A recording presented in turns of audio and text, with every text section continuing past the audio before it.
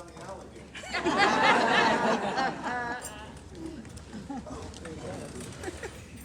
Thank you guys for coming out.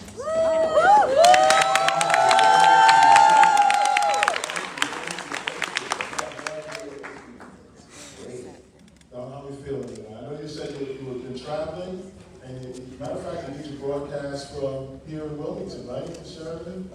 Yeah, I did my show. I wasn't supposed to do a show. I started the Don Lemon Show, which was supposed to just be me doing interviews, and I got this big fancy studio in New York City. And then I said, you know what, this kind of feels exactly like what I was doing, almost like what I was doing at CNN, where I didn't have any interaction with the viewers. And I said, I'm just going to do a show every day with the subscribers and just talk to them. And that show, from my living room or wherever I am, ends up rating higher than the $500,000 studio that I paid for in Manhattan.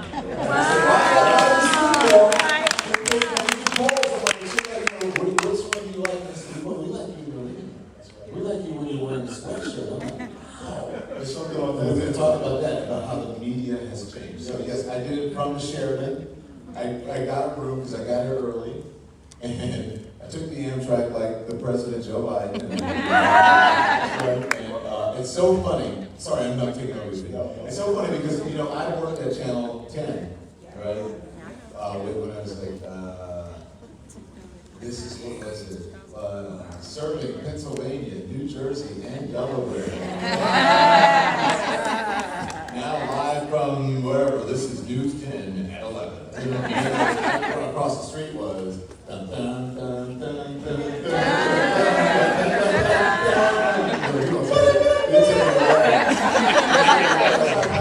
I used to come here to the news stories, and now I'm coming here to speak to you about something positive. So thank you. I'm grateful to you. But we're going to dive right in. Is that all right, everybody? Yep. Yes. All right, I've curated some questions for Mr. Lemon, and I hope you don't mind, but I'm going to go right into the good stuff. This book is amazing. If you have not picked up the copy yet, do yourself a favor and listen to his testimony, read his testimony in his book. So I'll jump right in. Okay, your new book, released earlier this week, and it's entitled, I Once Was Lost, My Search for God in America.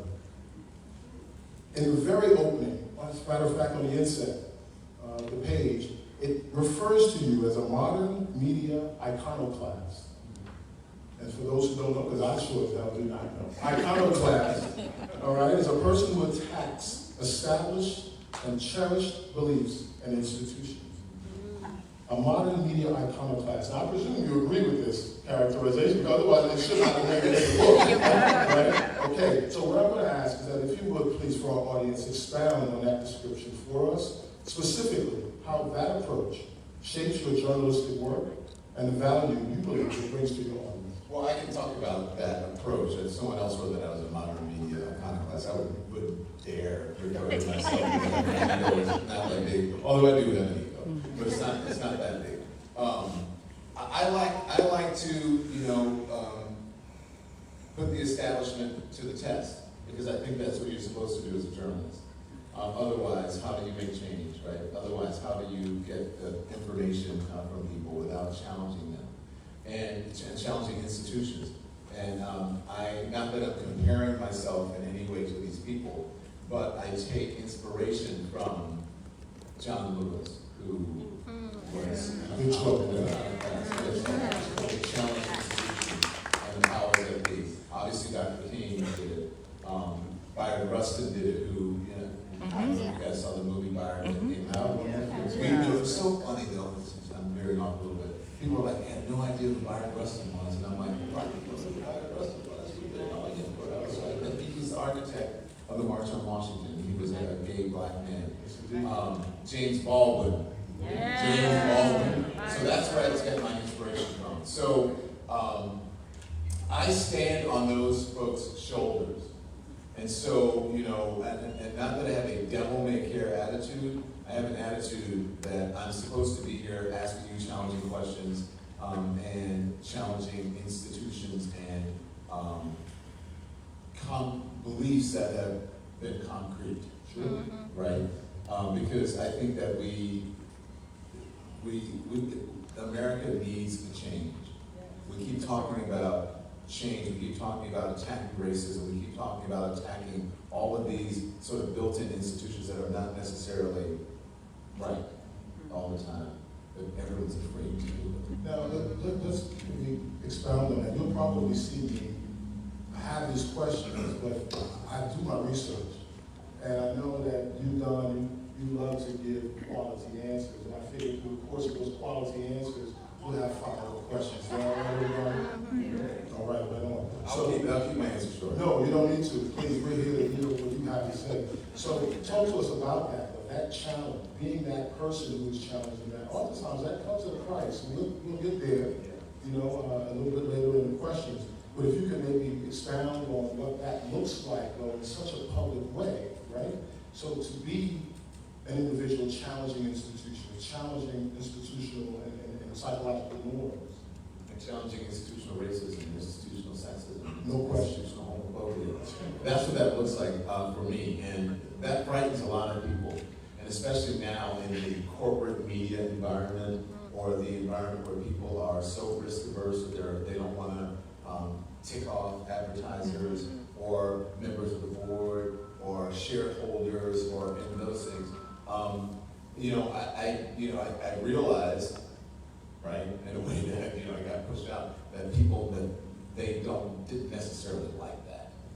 They don't like people challenging institutions, challenging former presidents. That's right. Right? That's right. But I don't mind. I was just going to say, as we push forward, we push forward. So I'll shift here to the next question I have, still about the book. In the prologue, which, by the way, as I mentioned, you're in for a treat when you read this book. In the prologue, there's a just a wonderfully penned letter to your, as you affectionately refer to, your big sis, right? Help me pronounce her name, Her please. name is Lisa. Lisa. And my middle sister, she's still older, is Ema. Ema. And it's unique spellings. And so, Y-M-A, like Ema Sumac, yeah. and Lisa is another unique spelling. L-E-I-S. S-H-A, right? So this is just a beautifully penned letter to his big sister, which I absolutely love. And in there, you referenced, we spoke about this briefly upstairs, I mentioned it upstairs, you have a saying, a statement, a saying that he included in the letter, and I'll read it, quote, "The absence of proof is not the proof of absence." I'll say that again. The absence of proof is not the proof of absence. And I absolutely love that phrase. To me, as I read through the book, this saying serves as a springboard through as a continuum thematic discussion of faith throughout the book. If you would, please talk to our audience this evening about what that saying means to you, why it was included, and more importantly, where your faith comes from. I know you talk about your upbringing in Louisiana wonderfully. Please, clue our audience in this. Well, you picked up on that, you're a smart man, because that's really what faith is. It's the absence of proof. It's not the proof of absence, right? So it's like faith that mustard seed, right? It's like mustard seed. Believing in things that are not seen, right? So that's what faith is about. So you picked it up. So I was telling my sister in that moment that what my faith was about. And I said, even though that I had a crisis of faith, I questioned the existence of God, or what God was about, or what Jesus was about, or what Christ was about. Even though I questioned that, which I think we're all supposed to do, in the end, I said I could not give up on those things. And I don't want to give it away, but that's how I sort of found my, when I say my search for God in America. Do I find him? I'll let you figure that out. But I had to believe, I said, because not believing would mean that I wouldn't see my sister again. Not believing would mean that I wouldn't see my father again, or my aunt again, or my uncle again. Yes. Or all of those things that I had prayed for that had come true for my life, for this little, southern boy with the big ears that used to stick out and teeth that were too big. I grew into it. And I didn't pay a lot of money for these braces. I had a gap. I was like straight in. Yeah, I had a gap. I closed it. I don't know why. Now, my sister was mad at me when I closed it. She goes, "That made you unique. Why did you close your gap?" I get the same story. Yeah. So it means that all of these things that these people that I love and these things that I believed in and that I prayed for and hoped for, it would mean that they were not true. And so that led me on to finding my God in America and in myself, basically. And basically, I tell my story, and I believe America's story, through faith, through religion, through the Bible, through Jesus, and here. And it's not just about religion. Right. Yeah, we touched on that upstairs, and we're going to get there, right? Okay, you want to get there? Wait. No, we're going to we'll navigate it as you see fit. So, we have the ability to know in between. So. If you, there may be some people in this room who are not believers, right? And that's okay, right? Because we're not supposed to be judgmental as believers and as Christians. So I talk about Christianity because that's my faith. Had I been a Muslim, I would have talked about Islam.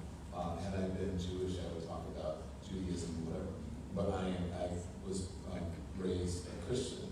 And so Southern Baptist Church, right? Shiloh Missionary Baptist Church every Sunday morning. I believe there's some folks in here who probably know about that. 7:15 service, depending on time of when daylight savings, and then it was 7:45 because they wanted a little sunlight when people were going to church. So yeah, and I tell my story through that, but it's also about what's happening in the world right now. This is about politics. This is about racism. This is about a woman's right to choose. It's about reproductive rights for women. It's about, what else do I write about here? I write about immigration in this book. Voting rights. I write about voting rights. I write about same-sex marriage. I write about minding your own business. I write about, No, that's right. and then I write about those toxic evangelical teachings that sought to marginalize me and other people of color, women, members of the LGBTQ, and other underserved communities, how they used those scriptures early on for slavery, for subjugation of women and minorities, and then now in politics to demonize those same groups of people and to take away rights. Can we expand on that just a bit? About your personal journey and how faith has been deployed, if you will, throughout your journey. I mean, I'm pretty sure we've all been there, right? We heard earlier Mr. Lemon mention, there may have been this crisis, right? Maybe a come to Jesus moment, if you will. And I think you mentioned that in the book. Yeah. But maybe, I'm sure we've all probably been there at some point through our respective journeys, whether we went to Jesus or not, right? Mm-hmm. Well, I'll put that out there. But please, if As you I'm trying to can reconcile, that little kid, I'll tell you about that, is the man that I am today. Indeed. So I started the book with a letter to my sister, and I start about talking about how we used to every single night. People have nannies now, right? We had grandma. And so every night we would kneel on the hardwood floor, and we lived in at one point, and then a 3-bedroom house, and so I would share the bed, the king-size bed, with my grandma when I stayed there, and my sisters would share the bed with each other, and they were close. They were like 18 months apart. And then I would share with my grandmother, and we would kneel and pray out loud every single night, and we would sleep with the windows and doors open, and cars would pass on the highway, we would hear the trains in the background, or the sound of the ship's horn, and we would smell the sugar cane, or the syrup from the sugar cane that was a syrup plant. And so every time I get creme brulee, I'm like, I smell this, I smell this every day growing up. And so I start there, and I talked about my first encounter or brush with the Holy Spirit. And that was sitting on my grandmother's lap at 3 years old. And I probably would not have remembered the story if my sister didn't tell it so much as we were growing up. And my grandmother got the Spirit in church one Sunday evening. Boom! I was sitting on her lap, and I hit the floor.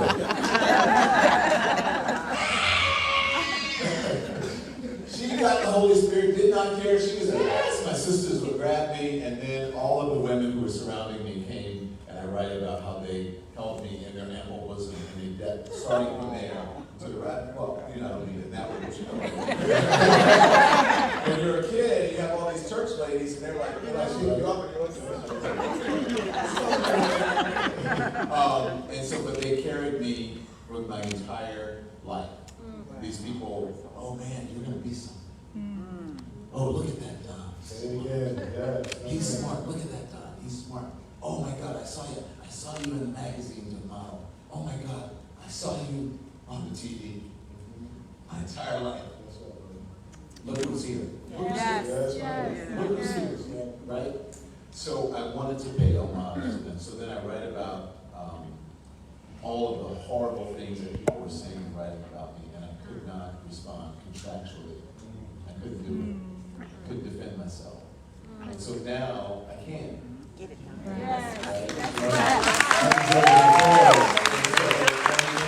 all of those beautiful black ladies, and then women of all ethnicities later in my life, who have supported me and cared for me, and I see the God in you. I see the image of God in you. And so I wanted that to be an ode to him. So that's my journey. See there? That's why it's I'm glad. Thank you for sharing. Let's give it up for everyone.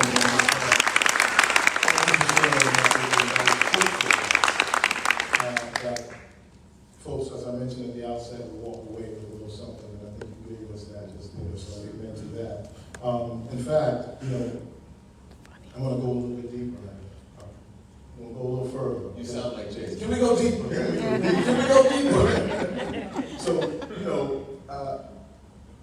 I'm going to speak specifically to your, as I call it, unceremonious departure from CNN after giving so much to that network.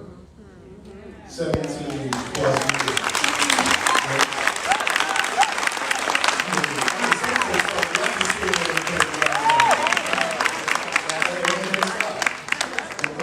And so, we're talking about so many years, such great work, investigative journalism, and you mentioned in the book about this come to Jesus moment thereafter, after leaving in 2020, April 2023. Probably the last time I watched CNN this morning, but I'm not going to go there.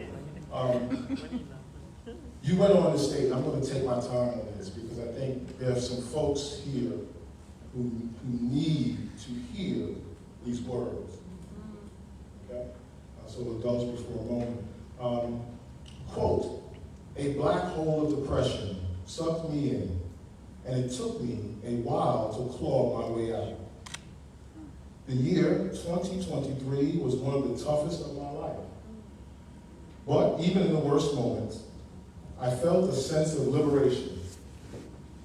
I knew I had an opportunity to reinvent myself, and I wanted to rise to that challenge led by love, authenticity, and better angels. Let's give it up for love, authenticity,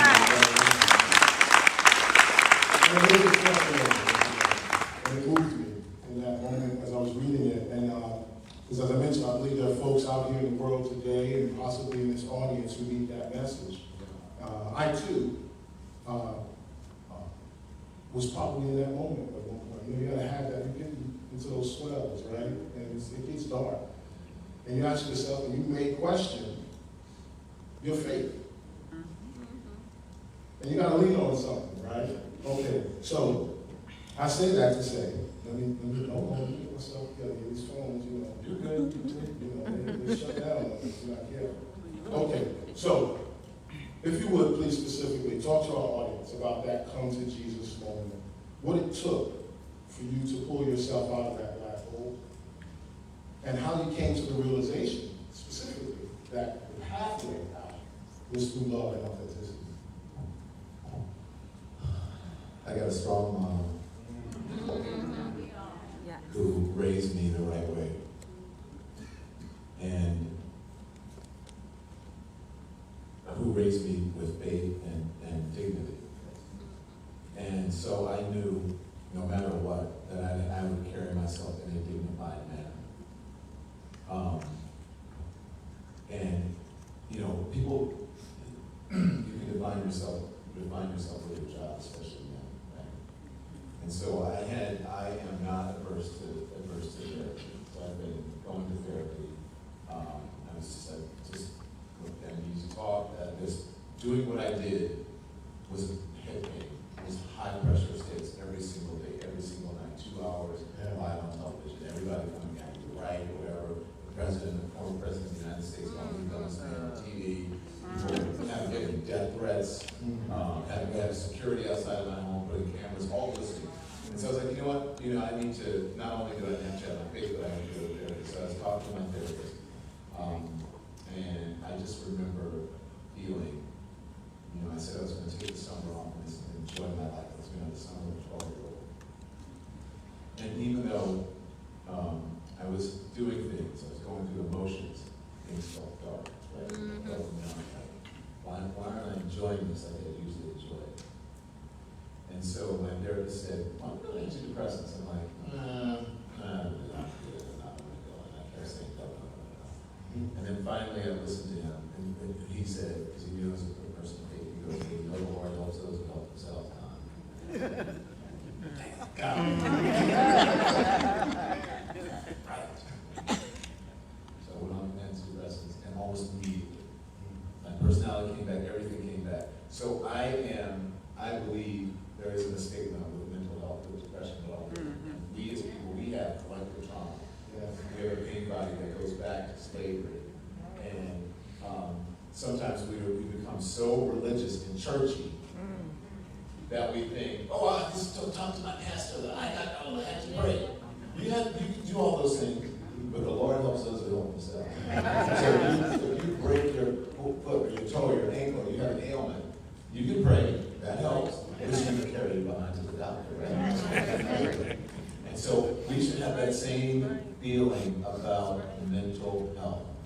And so that helped me to snap out of it. But yeah, I went to a depression. And I knew that I needed to do something, but I knew that it wouldn't last forever. And I prayed and prayed and prayed. And I write about this in the thing. I used to hear all the time from my mom and my grandmother, oh, baby, it's going to be all right. You're going to be all right. I said, how do you know? The Lord works in mysterious ways. Yes, he does. Well, understood before, right? It ain't in the Bible. Because I went and looked and I couldn't find it. But that doesn't mean that grandma wasn't right. Because the Lord works in mysterious ways with wonders to perform. Yeah. And you may not see me now on TV. I don't know if you follow me on my show, the Don Lemon Show on YouTube. You should. I don't know if you read the book or whatever.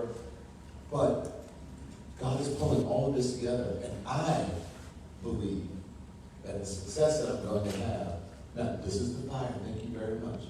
That's my quote before this. I believe that the success I'm going to have will dwarf the success that I had in this year. Yes.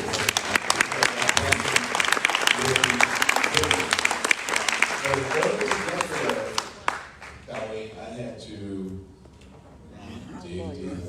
I had to dig because it's hard when you dig deep. And it gets, as is often stated, right, it can become darkest just before the clear. It's become dark is just before the dawn. And when I always say, or it becomes darkest before it becomes darker.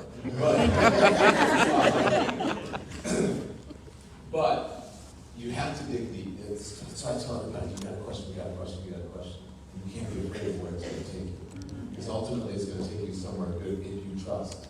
If you trust, if you dig, if you talk, if you're willing to have the tough conversations, not only with other people, but with yourself.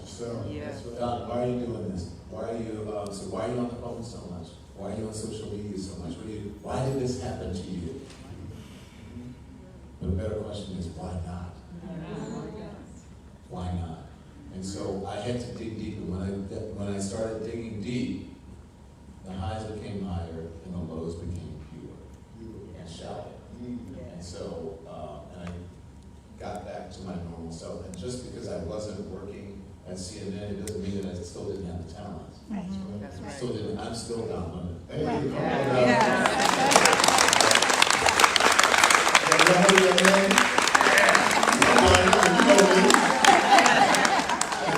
I'll tell you about the convention, okay? That was the biggest ego boost because that was the most that I had been in public, right? I went to the convention, first of all, these, Mignon Moore, who was the chairwoman, and y'all know down in Brazil, right? Yes. Who ran, Democratic strategist and ran Al Gore's campaign. And they called me up and said, you coming to the convention? I'm like, well, Credentials. Your voice is not out here. Your voice is not in this conversation. We need to hear from you. Credentials, I was all in the back with the senators and the stars and everybody. I was bumping into people in the hall and interviewing them, and and people were, I would walk out on the floor, and I took my social media guys, and they were like, "Are you running for office? What is going on?" I could barely walk through the hall without, "Mr. Lemon, give me a selfie. Can I get your autograph?" So I mentioned this at the outset, Don, right? Because let me get this out there. I was like, wow, don't forget who you are, boy. Yes.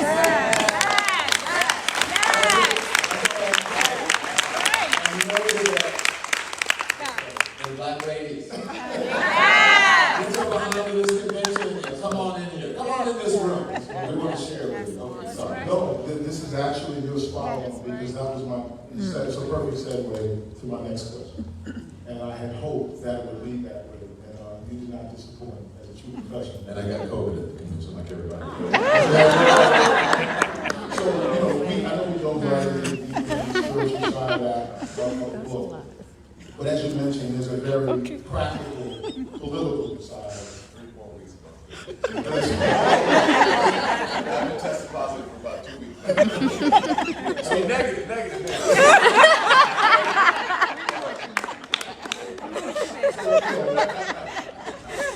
Oh, no. We'd love to hear your view, particularly, on the current state of mass media broadcast journalism.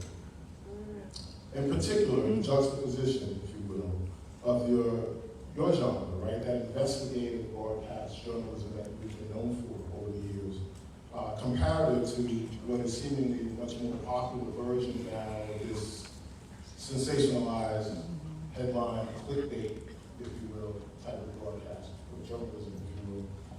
If you could talk to our audience about your most recent independent venture. It's called The Don Lemon Show, as you mentioned, right? It's broadcast, streaming. It's streaming on YouTube, on iHeartRadio, on Apple, and on Spotify. And soon to be on in other places. And then I have, it's just so bizarre. You know what people see me the most now? They watch Kids Stop Me now. Before it was like, oh, my grandma loves you, my mom loves you, I grew up watching you, right? And then, very rarely do the young folks. Right. Now people stop me and say, hey man, I watched you on your show, whatever. But you know what they see me the most? TikTok. Instagram. So Instagram, he's got an Instagram broadcast channel called Lemonation. Yeah, it's a dominant. The Lemonation is part of that. Those are my people. I call it the Lemon Nation. And then, but they're all lemon heads. So those are the people. Every single day, they're reading a book. They're putting in the chat. They're putting quotes from the book every day. If I don't do a show, where's Don? Even more than my mom. I was like, you didn't come on today. The lemon heads are every day. Like, what is going on? I'm a self-proclaimed lemon head. I am on Instagram channel, and you were doing a phenomenal job. Followed you throughout the entire DNC, and as you just mentioned, you brought an exuberance and energy to what can oftentimes be kind of boring, right? And you're watching Everybody's national convention, right? They're all doing the same sort of interview. How are you, Senator? What is blah, blah, blah, blah, blah. And I'm out with people going, how do you feel about the election? Who are you going to vote for? Oh, you Trump? Why? Why, black man? Why are you voting for Trump? He gave me this thing. You know that? No. I'm like, yeah. His name was just on it. So you know, oh, I didn't realize that. You know, he held that check up just to get his name on the chest. Wait, what? I didn't know that. You know that check didn't come from him, it came from a Democratic Congress. That was Nancy Pelosi. So that's what I was doing. Who did you vote for? I voted for Kamala. I'm like, her name is Kamala. I know some brother had a real difficult time. So that's what I was doing rather than, Senator of the budget. I was out. I like to be amongst the people. And I like to be among the people who, anybody here been polled before? That's who have not been polled. People who aren't a part of focus groups. Because I want to know, and the people who are going to tell me things that they wouldn't tell people that they don't know. Because everybody on the street, when I see somebody, I act like I know them because they think they know me. So I'm saying, and I was saying, so who you gonna vote for? Man, I'm still, all right, well, Don, I'll tell you. Because because they know me for CNN. Yeah. They're not gonna tell Pollster, and I'm just using Frank Lundstedt, they don't know him. They're not gonna tell focus group Bob, whatever, Jones at, because they don't know them. But they're gonna tell me. That's the work I was doing. But so it is the Don Lemon Show there, and it's part of the Lemon Media Network. So I just started that. That's it, Lemon Media Network. Let's give it up for Lemon Media Network. And so, maybe you can touch on, as someone who's so experienced and seasoned as a media professional, just what's your take on what it used to be like? I'll say used to be like, but you know, that investigative journalism approach and how you've adapted to what is now seemingly more clickbait type, and valuing it now. Yeah. Is there the same value? Are we getting the information that we need to be informed? I mean, we just finished our primary season, our primary this past Tuesday in the city of Wilmington, right? We voted on our respective governor races. Now in the city council. Are voters getting the information that they need to get to make informed decisions? And if not, how do they? No, and that's part of what I want to do. Not always. Okay, so in those little, and you have to learn to adapt, right? Because people, not everybody's sitting at home. Us old folks have a TV on in the background all day. You got the CNN, Fox News, right? All day it's in the background. So I would go visit my mom in Louisiana, and so she has this little outdoor patio. So I would walk, and you know, I didn't go through the front door because I lived in my mom's house. So we went through the garage, and you go in her little back, and she's got a giant outdoor thing, TV on the patio. It used to be on CNN. Walk into her den, big giant TV over the fireplace. It used to be on CNN. Turn the corner and go into the kitchen, the little thing on the table. TV on, CNN, or MSNBC now. You go into her bedroom, TV, all the TV's on. Am I lying? No. You can fall asleep with the TV on. Yes. With the TV on. Yes. But don't do it because you're old. People don't do that. This is where young people are getting information from, right? And so they're getting their information from TikTok, from Facebook. We're not really Facebook, young people, older people are on Facebook. Instagram. Some people on X are now Threads. So they're getting their information in bites. And so what I want to do, what I try to do, or I'm trying to do, is to give them information in those bite-sized things. But what I have to do is figure out, you have to figure out how to monetize that. I got to pay the bills, right? So now I'm on a mission to give them the information and then figure out how to monetize it and then figure out how to have an informed electorate through to election day. So I'm like a runner. When I was a runner, I would go, okay, I'm going to try to do 2 miles today or 3 miles, or whatever it is. If I make it to that corner, that stop sign way down there, I'm good. If I can make it to that street, that thing, I'm good. Anybody can make it to the red light way down there. So my goal now is to make it to the election and inform people. And after that, I'm going to pivot to see who's president. You don't know who's going to be president. And then I'm going to adjust to there. And so if I can make it to the election and inform people, then I'm going to figure out what to do next, and I'll figure out what to do next, and I'll figure out what to do next, and all of a sudden they're going to fold. So that's what I'm doing now. But, you know, even y'all old heads are on YouTube now. Yes. Okay. Anybody on Instagram? Yes. Yes. Anybody see my stuff on Instagram? No. Anybody see my stuff on TikTok? I've been on TikTok. See, I've been on TikTok. I'm on TikTok. Anybody on Twitter or X?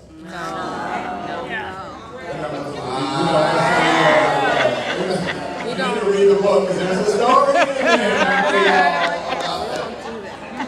Yeah, and Facebook. Yes.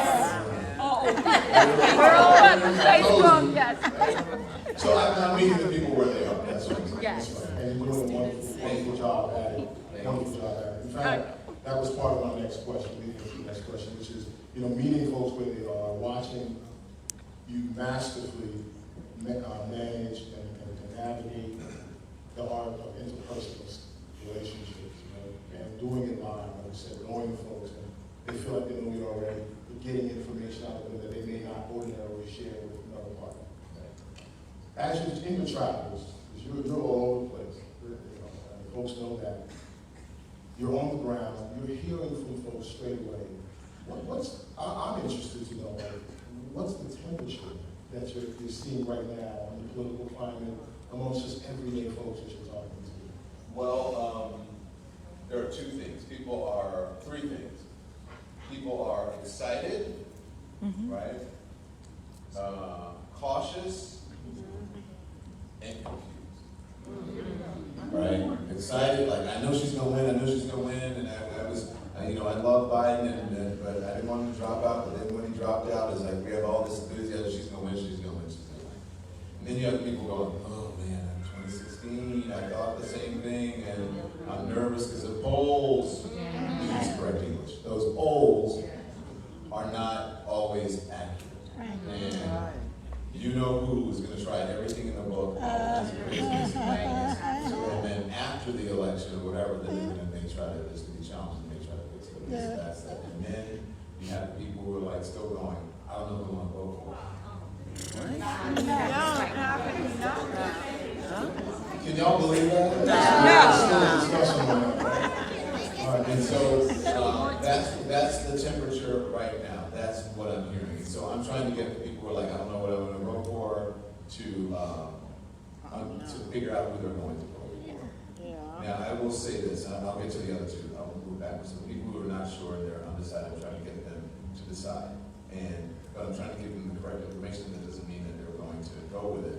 Like when I was in traditional media, in corporate media, I couldn't say that I support Kamala Harris. Because it's not even that I support Kamala Harris, it's that I support democracy. Right. I believe I support integrity, and I support humility, and I support people who, you know, have some humanity. Right? And so I believe on the other side of a Kamala Harris presidency, we will still have a democracy that's intact. On the other side of a Donald Trump presidency, we will not have a democracy that is intact. You won't even have a democracy. And America is not about a dictatorship. That's right. And it's not about authoritarianism. And so I believe that he is a unique threat to this country, to the people of this country, and to the democracy. So I'm going to tell you once why I support democracy, okay? So if folks want to follow that, they can. I'm going to give them the information. And for the people who are nervous, which I think, or cautious, I think that's the right place to be. Because that fear will get you to the polls. Right? So I try to tell them, give them the information, tell them where they can go vote and whatever.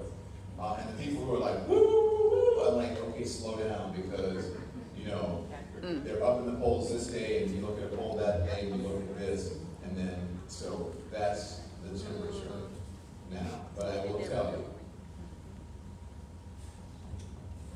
3 days ago, I was not a Swiftie.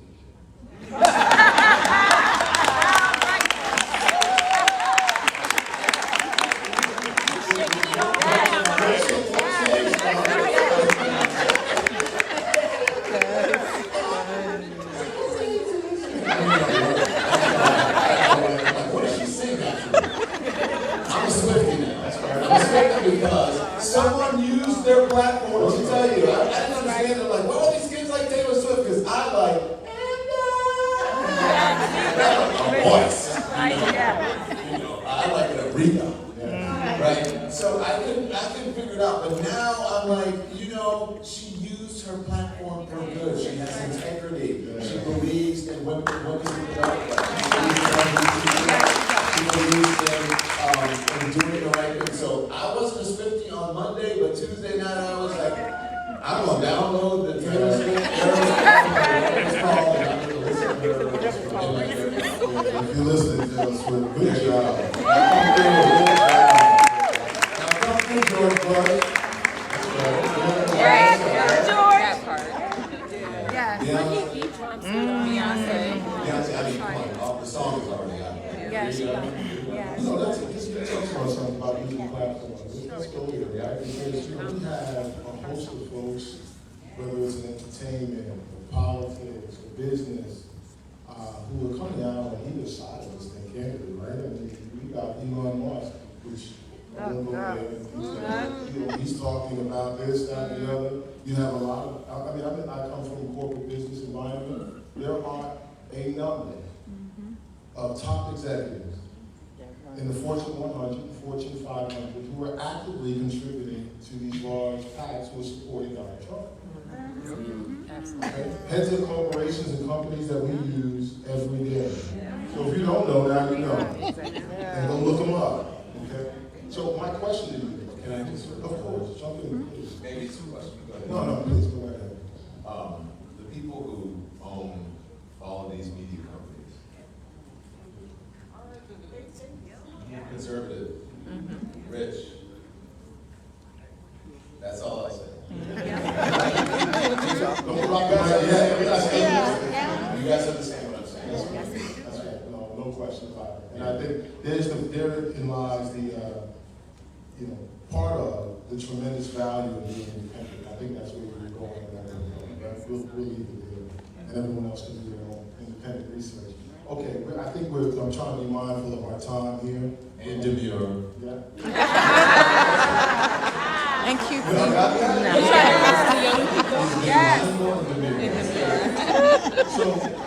I'm gonna wrap up like this. First and foremost, let's put our hands together, please, again, for Don Lemon.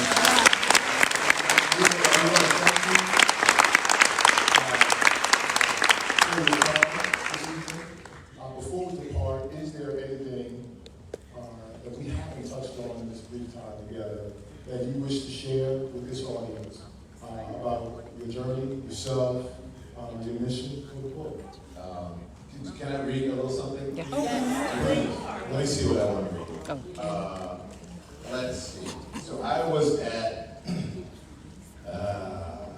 let's see what I want to read. Can it be serious? Yeah. For the moment? Yeah. Okay.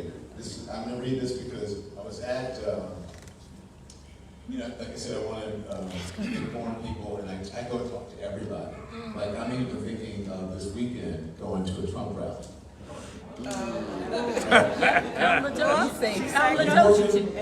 Charles, are you working? I need a security guard. I'm joking. Okay, so.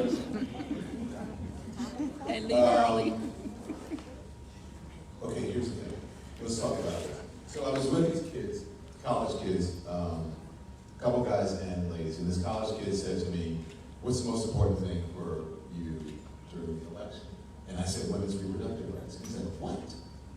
You're a dude, why women's reproductive?" And I said, "Because I don't know one law that tells a man what they can do with their body." And I said, "I'm a person of faith, and when someone says pro-life, I said, we're all pro-life." I said, "But women's reproductive rights is not just about unintended pregnancies or untenable, it's sometimes about untenable pregnancies.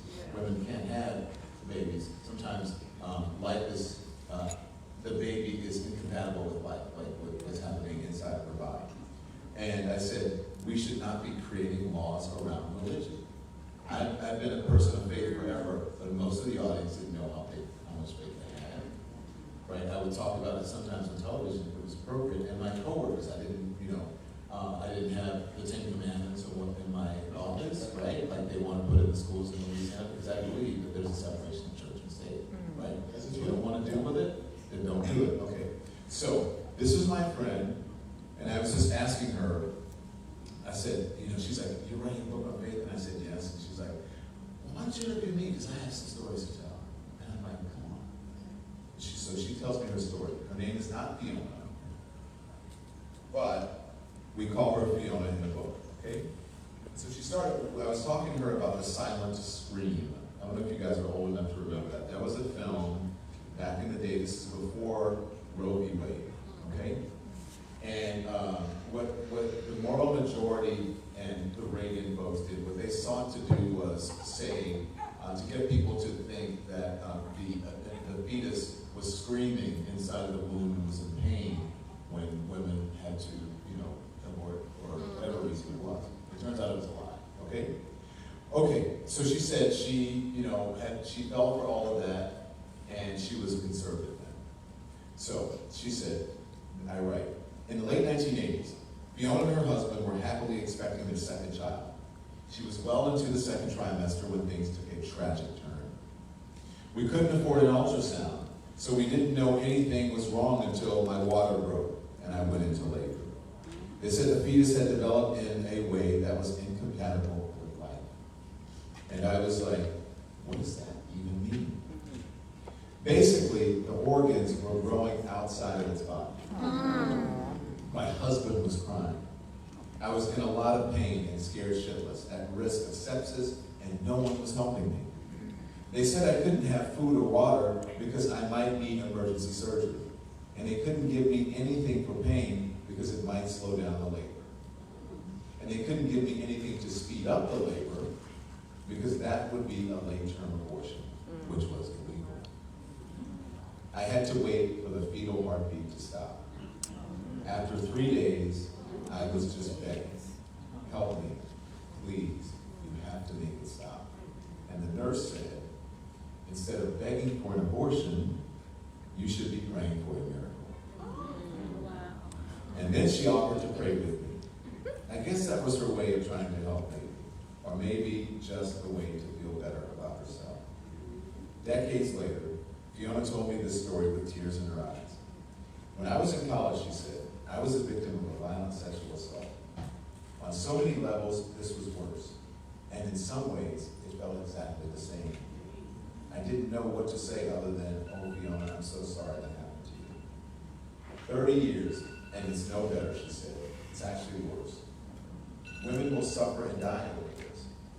I asked her if the experience had any effect on her faith, and she said, you can't blame God, but my faith in people certainly went to hell. I haven't been back to church since then. I was a Republican before. Now I'm independent.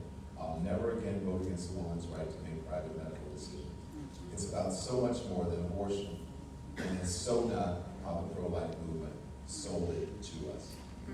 This is what this book takes you through. The challenges of faith and belief, and questioning, and what is right for you and what's right for other people, and not judging people.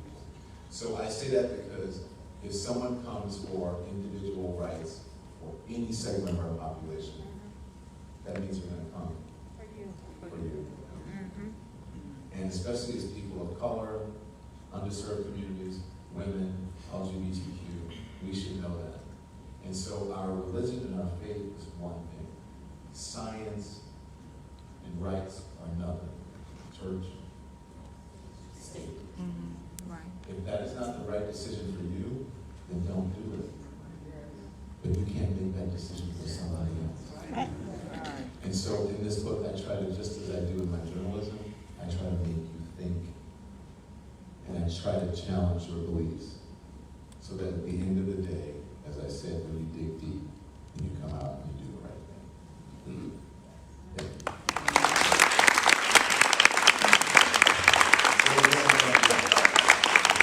Ladies and gentlemen, my final thought here.